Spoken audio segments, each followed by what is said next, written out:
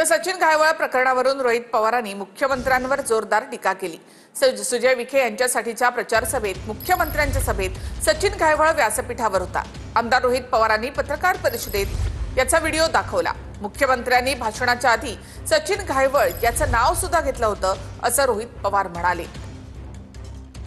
सभेमध्ये मी सीएम साहेबांवर आक्षेप घेतोय असं म्हणत नाही। त्यांच्या राम शिंदे सरांनी जी नावं दिली ती नावं त्यांनी तिथं बोलून दाखवली। आता ह्याच्यामध्ये एका प्रचार सभेमध्ये श्री पवन राळेभाम, श्री सचिन गायवळ, श्री अशोक खेडकर, म्हणजे राम शिंदे सरांनी जी नावं दिली ती देवेंद्र फडणवीस साहेबांनी बोलून दाखवली आणि मग सचिन गायवळचं नाव जर तिथं देवेंद्र फडणवीस साहेब तिथे घेत असतील आणि माझा कुठला तरी मंदिराच्या बाहेरचा फोटो त्याच्याबरोबरचा दाखवून जर भांडवल करत असतील, माझ्या आईचा कुठला तरी व्हिडिओ दाखवून भांडवल करत असेल तर हे हास्यास्पद आहे।